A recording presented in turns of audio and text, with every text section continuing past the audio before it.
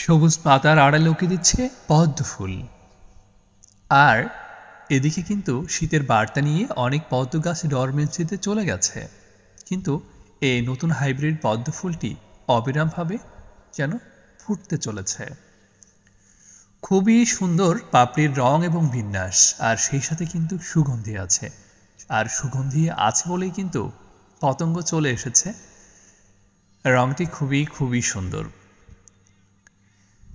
Basically পদ্ম ফুল সংগ্রহে রাখা এবং নিজের জলজ বাগানে ছাদ বাগানে হোক না কেন, পদ্ম ফুল থাকার এটাই সবচাইতে বেশি সুবিধা, বেশি ভালো লাগা, বেশি আনন্দের দিক হচ্ছে যখন রং বেরঙের যখন পদ্ম ফুল পড়ে তখন দেখতে কিন্তু খুবই ভালো লাগে।